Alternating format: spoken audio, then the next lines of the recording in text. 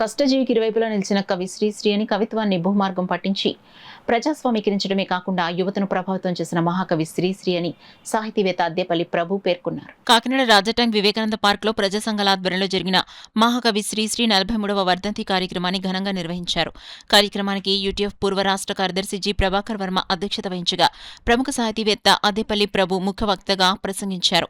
కష్టజీవికి ఇరువైపులా నిలిచిన కవి శ్రీశ్రీ అని కవిత్వాన్ని భూమార్గం పట్టించి ప్రజాస్వామీకరించడమే కాకుండా యువతను ప్రభావితం చేసిన మహాకవి శ్రీశ్రీ అని కొనియాడారు. ఈ కార్యక్రమంలో గంటి వెంకటరమణ, వెన్నపు చక్కర్రావు, దుర్గాప్రసాద్, వేదల శిరీష, యూటీఎఫ్ రాష్ట్ర కౌన్సిల్ సిహెచ్ వెంకటరమణ తదితరులు ప్రసంగించగా జిల్లా జేఏసీ మాజీ చైర్మన్లు ఆచంట రామరాయుడు, బురిగా ఆశీర్వాదం అతిథులుగా హాజరయ్యారు. శ్రీశ్రీ వర్ధంతి పురస్కరించుకుని గాయకులు మేడిశెట్టి శ్రీరాములు, స్టూడియో మురళి శ్రీశ్రీ రచించిన సినిమా పాటలు ఆలపించారు. ఈ కార్యక్రమంలో పెద్ద సంఖ్యలో సాహిత్య ప్రియులు, వాకర్స్ పాల్గొన్నారు. పండిత కవిగాను ఇటు ప్రజా కవిగాను కూడా తన జీవితం చివరి వరకు కూడా నిలబడ్డాడు.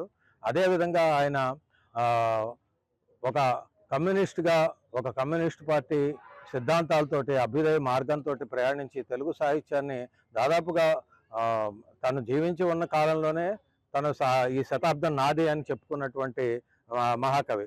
ఆయన మరణించిన తర్వాత కూడా ఈవేళకి కూడా శ్రీశ్రీ చూపించినటువంటి మార్గంలో, అంటే ఇవాళ శ్రీశ్రీ కన్నా మనం ముందు దాటి చాలా ముందుకు పయనించారు యువకులందరూ.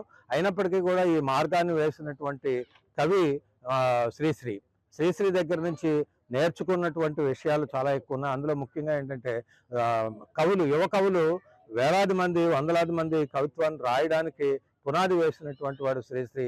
అటువంటి గొప్ప కవికి తలుచుకోవడం అనేటటువంటిది కాకినాడతో కూడా ఆయనకి చాలా అనుబంధం ఉందని చెప్పి మన వాళ్ళందరూ కూడా చెప్పుకున్నారు. అటువంటి ఒక గొప్ప కవి. ఆయన సినిమా పాటలు రాశాడు. సినిమా పాటల్లో అయినా కానీ ఆయన పాటల గురించి చాలా ఎక్కువగా చెప్పుకుంటారు. అటువంటి ఒక గొప్ప కవిని తలుచుకునేటటువంటి అవకాశం ఈవేళ మనకు వచ్చింది.